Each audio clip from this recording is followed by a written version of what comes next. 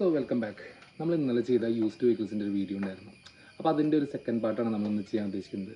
അപ്പോൾ ഇന്നലെ നമ്മൾ പറഞ്ഞ വണ്ടികൾ എന്ന് പറയുകയാണെങ്കിൽ മാരുതി 800 പറഞ്ഞിരുന്നു, ദെൻ നമ്മൾ ഹുണ്ടായി സാൻഡ്രോ പറഞ്ഞിരുന്നു, മാരുതി ഓൾട്ടോ പറഞ്ഞിരുന്നു, ദെൻ നമ്മൾ പറഞ്ഞ ടാറ്റ നാനോ ആയിരുന്നു. നമ്മൾ പ്രിഫറബിളായിട്ട് ഒരു 60,000 50,000 റേഞ്ചിൽ പ്രിഫറബിളായിട്ട് വലിയ പണിയൊന്നുമില്ലാണ്ട് കൊണ്ടുനടക്കാൻ പറ്റിയ വണ്ടികളാണ് നമ്മൾ ഈ പറഞ്ഞത്.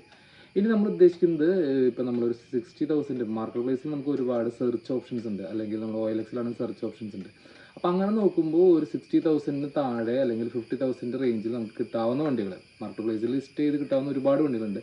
അപ്പോൾ അങ്ങനെ നമ്മൾ സ്ഥിരം കണ്ടുകൊണ്ടിരിക്കുന്ന കുറച്ച് വണ്ടികളിൽ നമുക്ക് എടുത്താൽ എന്ത് വരും, അല്ലെങ്കിൽ അത് സജസ്റ്റബിൾ ആണോ അല്ലയോ എന്നുള്ളതൊക്കെയാണ് നമ്മളിപ്പോൾ ഇന്നത്തെ വീഡിയോയിൽ പറയുന്നത്. സോ നമ്മൾ ഇന്നലെ പറഞ്ഞു സെന്ന് നമ്മൾ ഇന്നലെ നാലാമത് പറയാൻ പോയൊരു വണ്ടിയായിരുന്നു, പക്ഷേ നമ്മൾ അതിൻ്റെ കുറച്ച് കാര്യങ്ങൾ പറഞ്ഞിരുന്നു. സോ അതെന്താണെന്ന് നമുക്ക് നോക്കാം.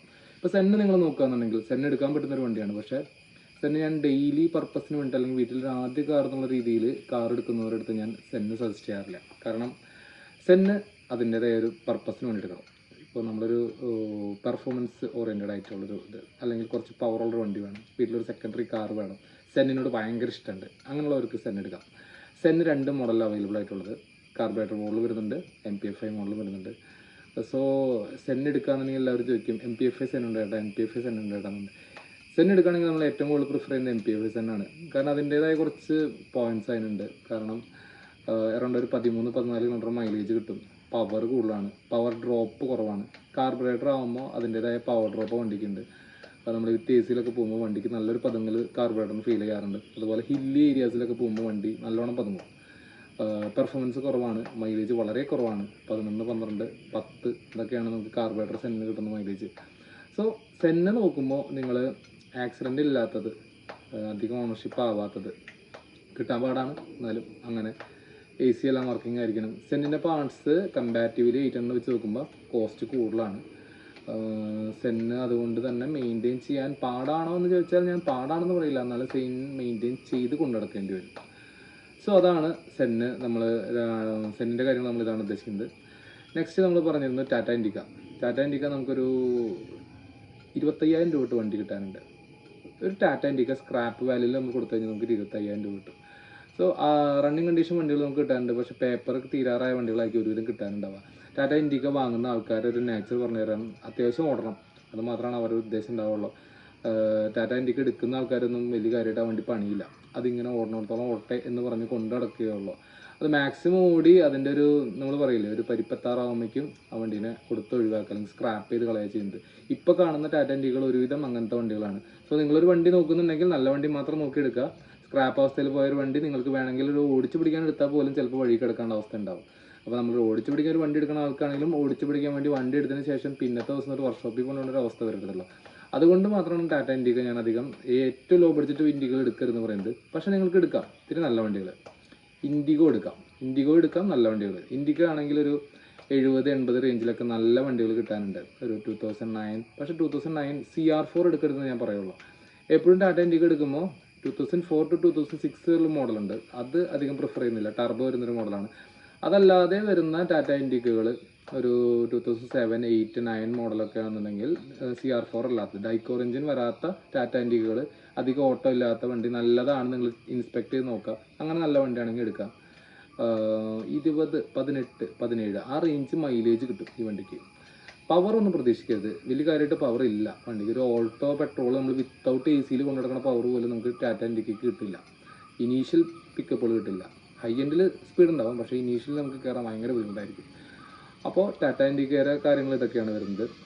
ഇനി നമുക്ക് നോക്കാൻ പറ്റുന്നൊരു വണ്ടി എന്ന് പറയുന്നത് ഈ റേറ്റിൽ കിട്ടുന്നൊരു വണ്ടിയാണ് ഫോർഡ് ഐക്കണിൻ്റെ പെട്രോൾ. ഞാൻ കൂടുതലായിട്ട് സെഡാൻ കാറുകളിലേക്ക് അധികം പോകുന്നില്ല. സെഡാൻ കാറിലേക്ക് പോകണമെന്ന് നമുക്ക് ഒരുപാട് വണ്ടികൾ പറയാനുണ്ട്. സോ ഞാനിപ്പോൾ ഫോർഡ് ഐക്കണും മാരുതി എസ്റ്റീമും മാത്രമേ പറയുന്നുള്ളൂ. കാരണം എന്ന് വെച്ചിട്ടുണ്ടെങ്കിൽ നമുക്ക് എസ്റ്റീം ആണെന്നുണ്ടെങ്കിൽ പണ്ടൊക്കെ ഒരു 40 രൂപയ്ക്ക് കിട്ടാണ്ടായിരുന്നു. ഇപ്പോൾ എസ്റ്റീമിൻ്റെ മാർക്കറ്റ് ഇത്തിരി കൂടിയ പോലെ ഉണ്ട്.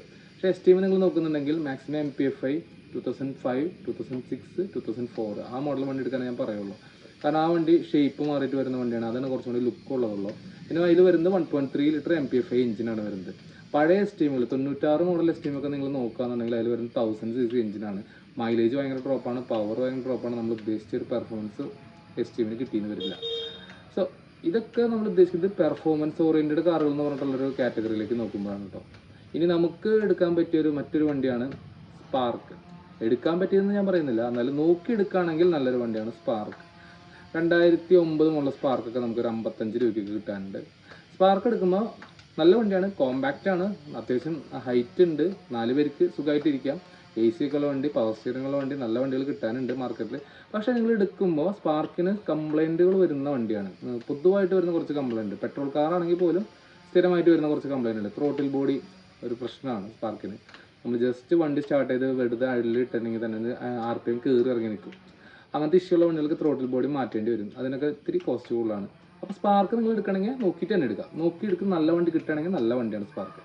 പിന്നെ സാൻഡ്രോ നമ്മൾ ഓൾറെഡി പറഞ്ഞിരുന്നു, സിങ്ങാണ് നമ്മൾ പറഞ്ഞത്. സിപ്പും അതുപോലെ തന്നെ സാൻഡ്രോ നോർമൽ സാൻഡ്രോയും കിട്ടുകയാണെന്നുണ്ടെങ്കിലും നല്ല വണ്ടികളാണെങ്കിൽ നോക്കാം. പക്ഷേ സാൻഡ്രോ സിപ്പൊക്കെ നല്ല വണ്ടികൾ കിട്ടാനായിട്ട് ഇത്തിരി ബുദ്ധിമുട്ടുണ്ട്. അപ്പോൾ ഇത്രയും വണ്ടികൾ നമുക്ക് ഇപ്പോൾ ഒരു 50,000-60,000 റേഞ്ചിൽ മാർക്കറ്റിൽ ഫേസ്ബുക്കിൽ അല്ലെങ്കിൽ OLX നോക്കിക്കഴിഞ്ഞാൽ അവൈലബിൾ ആയിട്ടുള്ള വണ്ടികളാണ്. അപ്പോൾ നിങ്ങൾക്ക് ഇങ്ങനത്തെ വണ്ടികളൊക്കെ താല്പര്യം ഉണ്ടെങ്കിൽ ഇതൊന്ന് ചെക്ക് ചെയ്ത് നോക്കാം. പക്ഷേ ഏത് വണ്ടി നോക്കുവാണെങ്കിലും നിങ്ങൾ പറ്റുവാണെങ്കിൽ ഒരു മെക്കാനിക്കിനെയും കൊണ്ടുപോവുക. നമ്മൾ ഇത്രയും പഴക്കമുള്ള വണ്ടിയാകുമ്പോൾ നമുക്ക് കിലോമീറ്റർ ജെന്യൂറ്റി ഒന്നും പറയാനൊന്നും പറ്റില്ല. ചിലപ്പോൾ ഓക്കെ ആയിരിക്കും, ചില സിംഗിൾ ഓണർ വണ്ടികളൊക്കെ വളരെ റെയറായിട്ടും കിട്ടാറുണ്ട് കേട്ടോ. അപ്പോൾ അങ്ങനെ കിട്ടുന്ന വണ്ടിയാണെങ്കിൽ ഓക്കെ. അതല്ലാന്നുണ്ടെങ്കിൽ നിങ്ങളൊന്ന് കൊണ്ടുപോയി ചെക്ക് ചെയ്ത് നോക്കുക, അടിഭാഗമൊക്കെ ചെക്ക് ചെയ്ത് നോക്കുക, ഓയിൽ ലീക്കേജ് കാര്യങ്ങളൊക്കെ നോക്കുക, വൈറ്റ് സ്മോക്ക് വരുന്നുണ്ടോ നോക്കുക, ആക്സിഡൻറ്റ് പറ്റിയിട്ടുണ്ടോ നോക്കുക. അങ്ങനെയുള്ള കാര്യങ്ങളൊക്കെ നോക്കിയിട്ട് നിങ്ങൾക്ക് ഓക്കെ ആണെന്നുണ്ടെങ്കിൽ ആ വണ്ടി എടുക്കുക. പിന്നെ വണ്ടിയാണ്, ഏത് വണ്ടി എടുത്താലും വണ്ടിക്ക് വണ്ടിയുടേതായിട്ട് പണികളൊക്കെ വരും. അത് അക്സെപ്റ്റഡ് ആയിട്ട് മാത്രം നമ്മളൊരു സെക്കൻഡ് ഹാൻഡ് വണ്ടി എടുക്കുക. നമ്മൾ സെക്കൻഡ് ഹാൻഡ് വണ്ടി എടുത്ത് കഴിഞ്ഞിട്ട് പിന്നെ ദിവസം പണി വന്നു കഴിഞ്ഞാൽ നമ്മൾ അതിന് ഫെഡപ്പ് ആവേണ്ട ആവശ്യമൊന്നുമില്ല. വരും. നമ്മളൊരു 4 ലക്ഷം രൂപ വണ്ടിയാണ് ചിലപ്പോൾ നമ്മൾ 40,000 രൂപയ്ക്ക് നമ്മൾ എടുക്കേണ്ടാവുക. അപ്പോൾ അതിൻ്റേതായിട്ടുള്ള പണികൾ ആ വണ്ടിക്ക് 4 ലക്ഷം രൂപ വരെ വണ്ടിയാണെങ്കിലും 40,000 രൂപ വരെ വണ്ടിയാണെങ്കിലും ആ വണ്ടിക്ക് വരുന്ന പണി ഒരേ പണി തന്നെയായിരിക്കും. അപ്പോൾ അത് നമ്മൾ അക്സെപ്റ്റ് ചെയ്തിട്ട് മാത്രം എടുക്കുക. സോ നമ്മൾ ഇതിൻ്റെ ഒരു പാർട്ട് 3 ആയിട്ട് നമുക്ക് വരാം. അതിൽ നമുക്ക് കൂടുതലും സെഡാൻ കാറുകൾ, ഒരു 50,000 റേഞ്ചിൽ നമുക്ക് കിട്ടാവുന്ന 50 to 70,000 റേഞ്ചിൽ കിട്ടാവുന്ന സെഡാൻ കാറുകളായിട്ട് വരാം. Okay, thank you.